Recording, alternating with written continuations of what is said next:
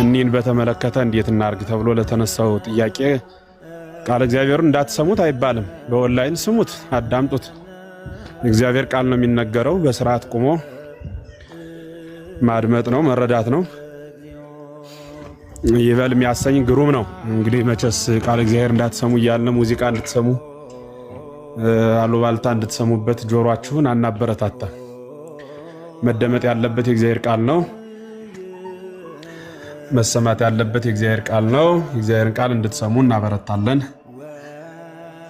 እንመክራለን ማለት ነው። ዳሩ ግን እንዲሰመርበት የምፈልገው ሁሌ የማስተላልፈውን መልእክት ዛሬ ማረሰው እናገራለሁና ይህ ነገር ምንድነው? በውጭው ዓለም የምትኖሩ እህቶችና ወንድሞች እግዚአብሔርን በመላት በፈቀዳችሁበት ሰዓትና ጊዜ ማምለክ ወደምትችሉበት ቦታ መምጣታችሁን ወይም ወደዚያ ለመምጣት ማመቻቸታችሁን አትርሱ።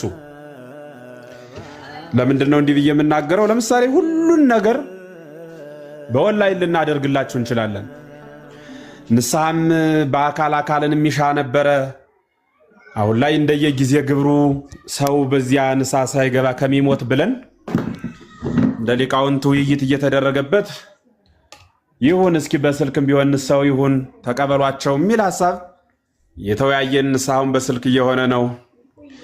ትምህርቱን በአካል ተቀምጣችሁ ተማሩ። አካላችሁ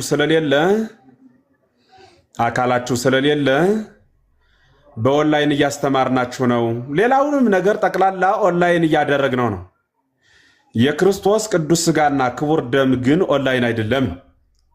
በሌላ አነጋገር እያንዳንዱ ነገር ሚዜ ነው።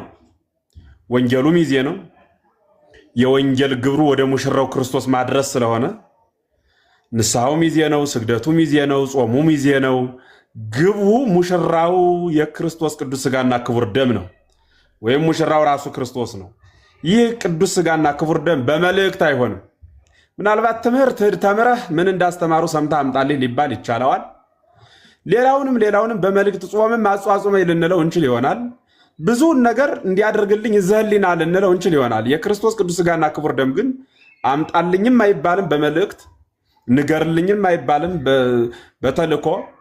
የግድ አካልን ማስገኘት የሚፈልግ ብቸኛ ጎዳና ስለሆነ የስደቱን ዓለም ጊዜያዊ ለውጥ አምጠን መጠን ድህነትን አሸንፈን በያዝናት መክሊት ከዘመዶቻችን ጋር ወጠን ገብተን ሰርተን ለመብላት የሚያገለግል እንጂ